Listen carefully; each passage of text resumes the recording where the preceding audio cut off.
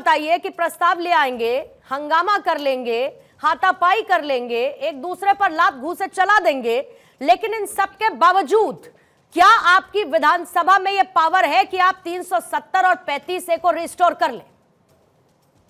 देखिए, पहली बात तो ये जो इल्जाम है लात घूंसे वाली, ये तो हमने नहीं किया। हमने सिर्फ प्रस्ताव लाया और उस प्रस्ताव में हमने ये किया है कि स्पेशल स्टेटस आर्टिकल 370 35A जो पार्ट एंड पार्सल है स्पेशल स्टेटस को, कि उसकी उस बारे में बात हो, और उस चीज को हमने कंडेम किया है जो एक यूनिलैटरल मूव हुआ था 5 अगस्त 2019 को।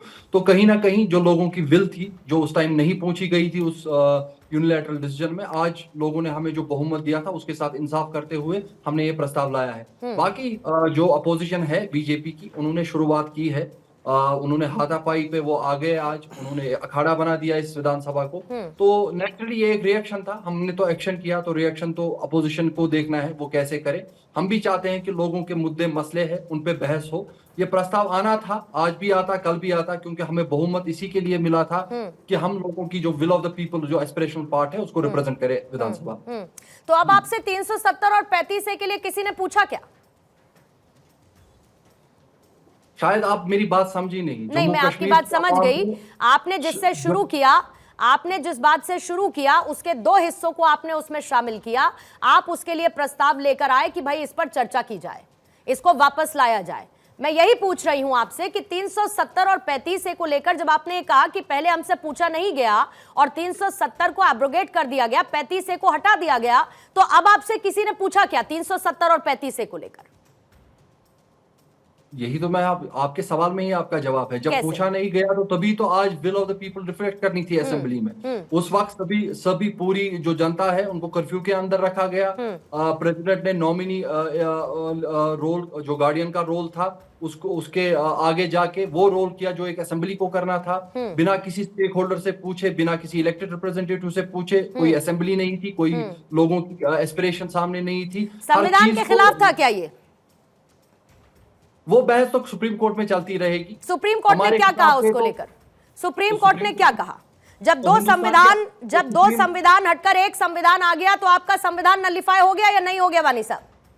देखिए, आप जो दो संविधान और एक संविधान की बात करिए, शायद आपको जम्मू कश्मीर की हिस्ट्री और अपने मुल्क हिंदुस्तान की नहीं, मुझे जम्मू कश्मीर की हिस्ट्री भी पता है। मुझे 370 और 35 ए को लेकर जो आपके पॉलिटिकल एस्पिरेशंस रहे हैं, उसको जिस तरीके से आपने वहां की क्षेत्रीय पार्टी के तौर पर उठाया और बनाया है, और आज जो कि आप अपनी क्षेत्रीय पार्टी का दबदबा कायम रखना चाहते हैं, सीधे सीधे उसका आधार यही है, और इसीलिए 35 और 370 के लिए आप लोग छटपटा रहे हैं साहब।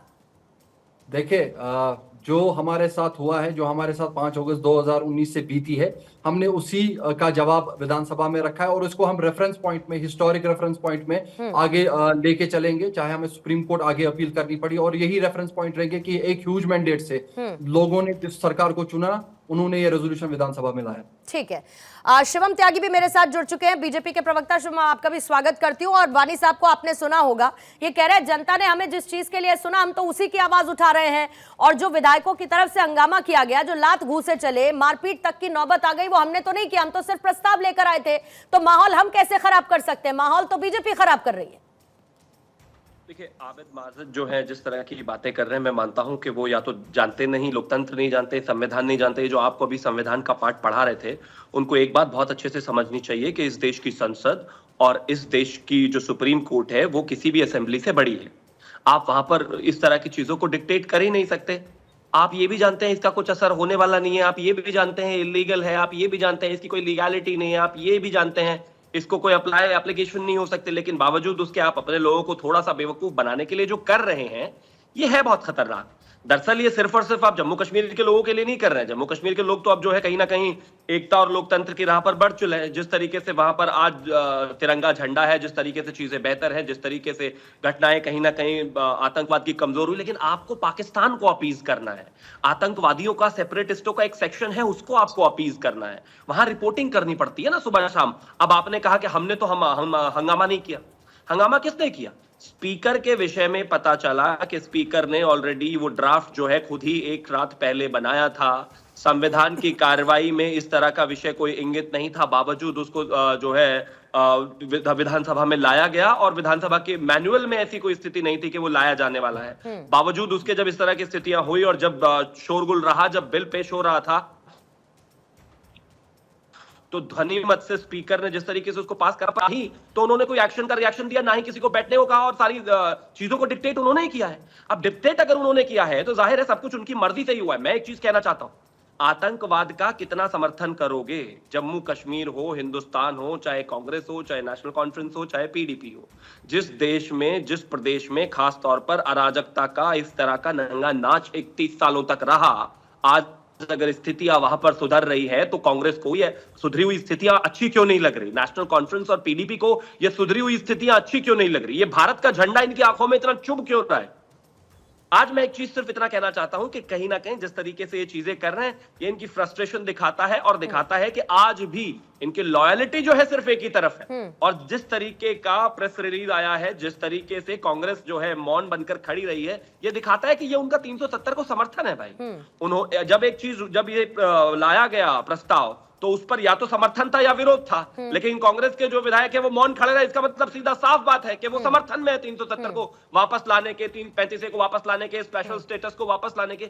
यानी कि इस देश में वो 370 वापस चाहते हैं। मैं एक चीज कहना चाहता हूं, ये देश आपकी नीयत जरूर जान गया है और आने वाले समय में भी इसका लगातार जवाब देता रहेगा, परंतु 370 और 35 एक हिस्ट्री बन चुकी है। कितनी भी मेहनत कर लीजिए, कुछ नहीं होने वाला। ठीक है, वानी साहब जल्दी से जवाब देंगे।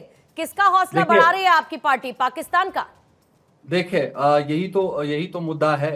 जब भी हम बात करते हैं अपने कॉन्स्टिट्यूशनल राइट्स की, संवैधानिक हमारे जो हक है, जिनको हम समझते हैं कि गैर जमहूरी तरीके से हमसे लिया गया, तो हमें पाकिस्तानी कहा जाता है। उसी पाकिस्तान की मिलिटेंसी की वजह से हमारे 5000 से ज्यादा वर्कर हमारी पार्टी के मारे गए।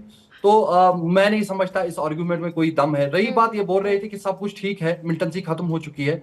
आए दिनों ही आपने देखा होगा कितने मिलिटेंट अटैक्स, एक दिन में 3 मिलिटेंट अटैक्स हो रहे हैं, कितनी जाने जा रही है। 18 हमारे सिक्योरिटी पर्सनल पिछले 1 महीने से मारे गए हैं, और ये बोल रहे हैं कि मिलिटेंसी खत्म हो गई। और 370 और मिलिटेंसी को तो आप बिल्कुल ही आपस में ना जोड़े, क्योंकि अगर वो बात है तो नक्सलिज्म तो 17 राज्यों में है हिंदुस्तान में, वहां पर तो कोई स्पेशल स्टेटस नहीं है। तो ये जो बातें कर रहे हैं, इनमें कोई वजन नहीं है। बीजेपी हाइपर नेशनलिज्म के एजेंडा पे चलती आई है, और ये वही दिख रहा है।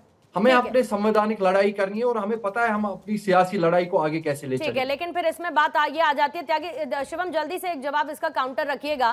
फिर जवाब ये देना पड़ेगा ना इनको कि फिर जब ये संविधान की बात करते हैं तो कौन से संविधान की बात करते हैं? जो पहला वाला संविधान था इनका, या जो पूरे देश में संविधान लागू है ये उसकी बात कर रहे हैं?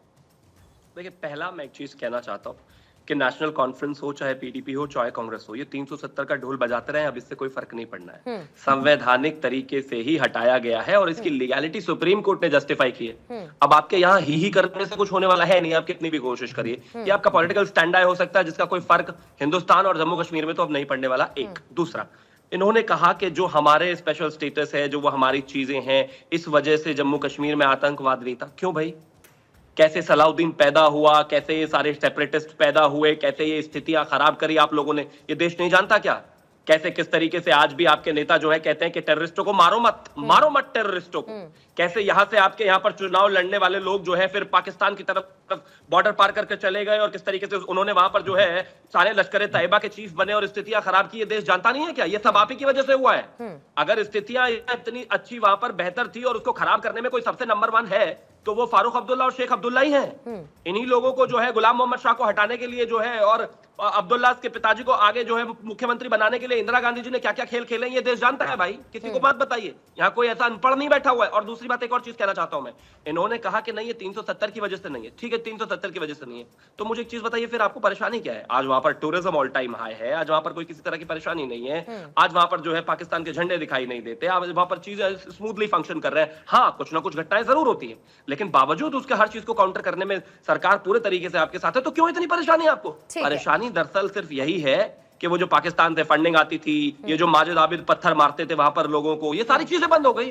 धीरे धीरे पूरे तरीके से बंद हो जाएंगी तो इनका एजेंडा बंद हो जाएगा। इनके साथ ये जवाब देना चाहूंगा। ये जिस तरीके से जिस लहजे में बात कर रहे हैं, पहले तो इनको इस लहजे में बात नहीं करनी चाहिए। यहाँ पर सभी लोग देश हित में बात कर रहे हैं, कोई देश के खिलाफ नहीं है। ठीक। और जहां तक आप बोल रहे हैं, आप अभी बोल रही थी ये उनका संविधान है कि इनका संविधान है। संविधान एक ही है और हिंदुस्तान के संविधान बहुत से ही अच्छी हमें बात है और चीजें मुझे पता ये नहीं सुनकर बहुत खुशी हुई। हिंदुस्तान यहाँ सारे के- पैनलिस्ट को मैडम, आपकी ये आप बात थोड़ा सुनकर बहुत न्यूट्रल खुशी रहिए, होगी साहब, आपके सवाल में ही बायसनेस क्योंकि समझ आती है। कई जब आप कई इनका बार उनका कर रही है, आप देश का बंटवारा मत सुनिए कीजिए। फिर से। एक सेकंड वानी साहब, मुझ पर बायस होने का आप आरोप लगा के कुछ हासिल नहीं कर लेंगे। नहीं, आपका मैं डबल आरोप नहीं स्टैंडर्ड कर क्या रहा है हूं, मैं वो दिख रहा बताती है, हूँ। वो दिख रहा मैं है। बताती हूँ कि आप लोगों का डबल स्टैंडर्ड क्या है।